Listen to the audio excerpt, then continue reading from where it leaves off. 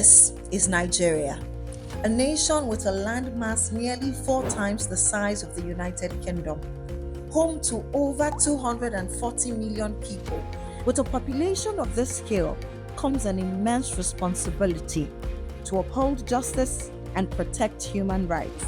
Yet, for many Nigerians, the first encounter with the justice system begins behind the walls of a detention facility, where overcrowding, prolonged detention, and procedural failures continue to undermine the promise of justice. Today, as we've done consistently for the past year, we join a coalition of magistrates and civil society organizations on oversight visits to detention facilities. Our journey begins in Abuja, the Federal Capital Territory, then to Nasarawa State. Journey with us.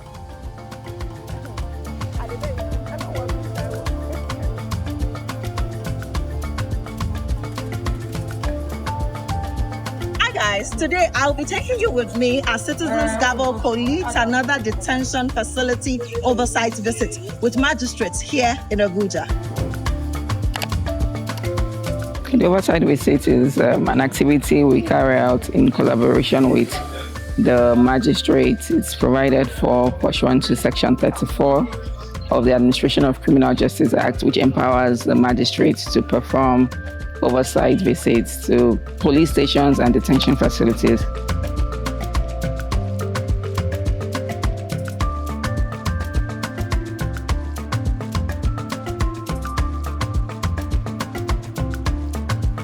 So we just rounded off our visit here at the Immigration Center in Abuja, and we met a lot of persons here. They have 3 cells, 2 for the guys, 1 for the ladies. So here in the holding cell, we have 96 persons in total, 77 male and 19 female.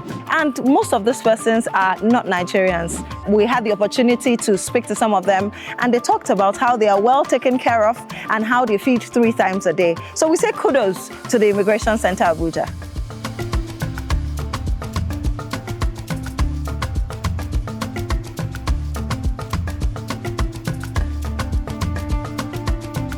So we are on our way to the National Agency for the Prohibition of Trafficking in Persons, NAPTIP currently, and update you soon.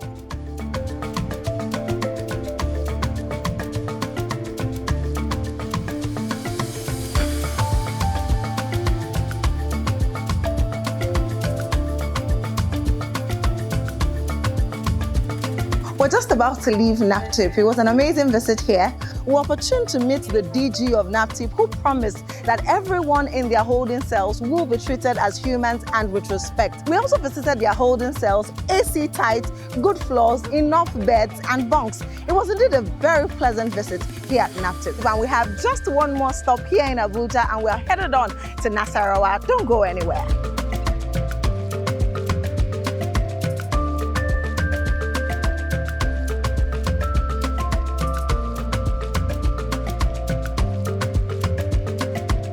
Finally, we're here at NSCDC, Nigeria Security and Civil Defense Corps. Come with us.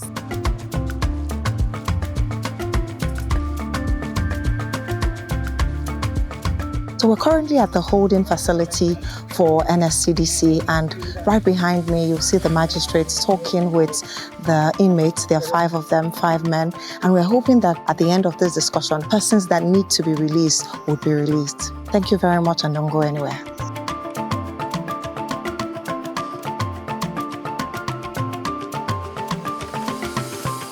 Came out of the holding cell for NSCDC, and I must say it is very small. The corridor can't even take 2 people, and the rooms extremely small. Between July 2025 and June 2026, these sustained oversight visits made it possible to interview 520 detainees across 35 detention facilities in Oyo State, Nasarawa State, and the Federal Capital Territory. We documented incomplete detention records, limited cooperation from some authorities, delays in processing releases, and people held in detention longer than the law permits. But consistent oversight changes outcomes. Through these visits, 140 detainees regained their freedom, while 275 others were formally charged to court. Beyond these immediate outcomes, we have noted more consistent use of valid remand warrants, less congested detention facilities, cleaner and more humane holding conditions, as well as fewer cases of prolonged detention. During the oversight visitation today, some of the problems that we encountered, we have been able to solve. One interesting fact that we discovered was the fact that some of these institutions have been having challenges with obtaining remand orders to detain persons beyond reasonable time, where they need more time to conclude their investigation or to arrest other persons at large. But through this oversight, we've been able to address that issue. Well, the essence of the visit under Section 34 is, as required by law, is for oversight of the magistrate to places of detention centers, whether they are in at least substantial compliance with the requirements. And this is a follow-up to Section 33, which requires these places of detention centers to send report on, for example, the arrests made, the ones that were granted bail, and whether they follow the proper procedure.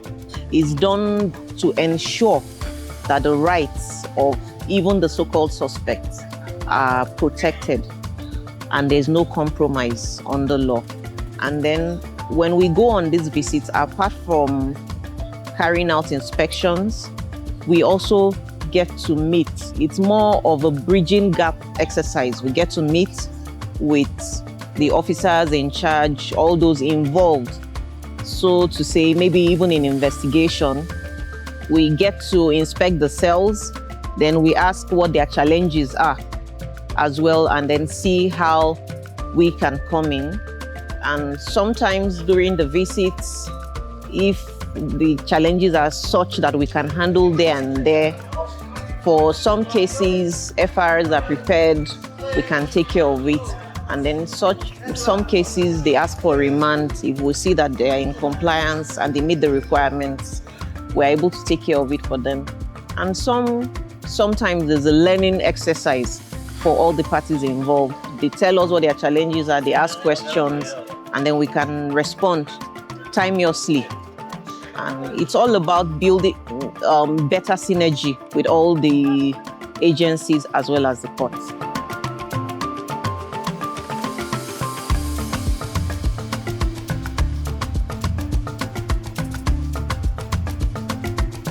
It's 4:20 p.m. and we just rounded up the detention facility oversight visit here in Abuja. From Citizens Gavel, we want to say thank you to the magistrates, ACJMC, and all our partners. We are glad to have carried you along on this journey, and I hope you've learned a thing or two about the criminal justice system in Nigeria. Till we meet again, which is very soon in Nasarawa State, I remain Ikena Mary Ekata. Bye for now.